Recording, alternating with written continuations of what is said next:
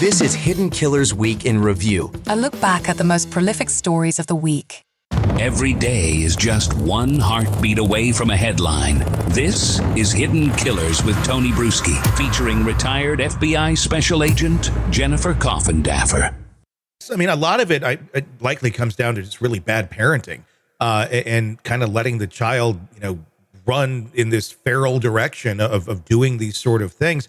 When we have these cases now, if we can rewind back to the year prior to all of the shooting happening, when the police were at the home of Colin and Colt Gray, ideally in today's setting, what should have happened there? I know you said, identifying, and let's say they did find something on the device in terms of those sort of threats. Is that an immediate arrest of both the child and the parent, or what should take place as this kind of new precedents are being set going forward to really show the seriousness of what's been going on and not just kind of giving everything a pass?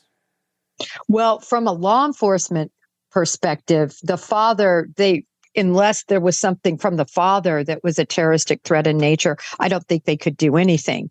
But the son, yes, Colt, they could have arrested him on terroristic threats if, again, they could prove that they were coming from his device. If they did the proper investigation, I think that would have been proven. They should have been arrested him, incarcerated him, and given him help. Mm-hmm. Again, incarceration if he was convicted, and given him help and guidance and anger management and mental health evaluations.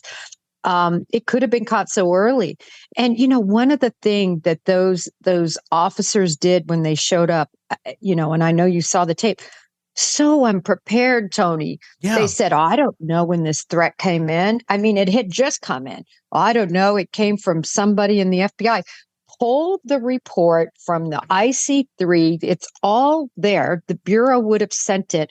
You would have known the exact words said, the time, the date, the device it came from. You would have had all of that. And they should have gone in there prepared. These law enforcement officers were not in the least prepared for a meaningful interview. And take them away from their porch. This isn't a fireside chat. Yeah. It's a terroristic threat. Why were they so unprepared? Why were they so unprepared? Yeah.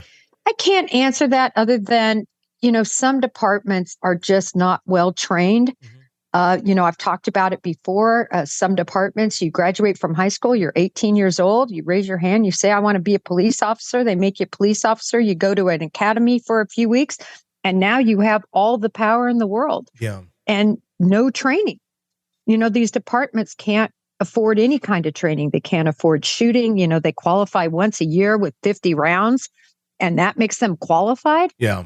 I mean, other departments, federal departments qualify and train all the time on use of defensive tactics, on legalities.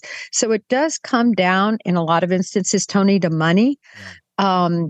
And I think these two officers reminded me of a little bit of the Moab situation with Gabby Petito and Brian Laundrie. Yes. It was so unbelievable. Colin Gray acted so much like Brian Laundrie. Yes. Hey, buddy. Yeah, my friends are in law enforcement, kind of building rapport with the officer, and the officer just put on the leash and kept going with the father. Yeah, they kind of ate it up. I mean, very much so, like, oh, he's one of us. Or, I mean, people are people. At the end of the day, we got to remember that. But again, that's where we have to expect higher and better from our law enforcement officers, where some doofus like Colt or Colin Gray can just, lead them out there the way that he did, because it was really just kind of shocking to watch. Should there be repercussions for those officers for not taking this more seriously or going further with this? I mean, almost as another precedent that needs to be set of, look, you guys kind of bungled this up. You didn't go and take this as serious as you should have. Well, I think training is in order, because the atmosphere in law enforcement, especially against children that are really minors with something like a threat, was always to be handled this way. And I knew this in the Bureau. Yeah. I got called out on one, nothing to do with a terroristic threat, but to do with a kid. He was about 10 years old, and he literally hacked into NASA's computers and was stealing identification of NASA employees and making purchases with that over the computer. Buying. Yeah. From he had all the information of these employees. And so, my boss calls me in the office and said, listen, I need you to go down to, speak with this young man. He's 10 years old. And, not to arrest him. Yeah. They didn't want him arrested because he was 10 years old. And I will say, do you remember when this officer said his boss had told him, we can kind of wait on this, wait till after the weekend? It seemed like it might have been a Friday or Saturday. Yeah. I didn't look at the interview date and compare it to the day, but he refers that, we can just put that off. But he said, no, I didn't want to put it off. I wanted to. Yeah. So at least in the back of his head, he knew it had some importance. Yeah. There was like some sort of a sense of urgency, but not necessarily the sense of seriousness, I think is what it turned out to be. Just so easy to take the people at their word and to walk away from it. That was just the most disturbing part of the whole thing. Let's be honest.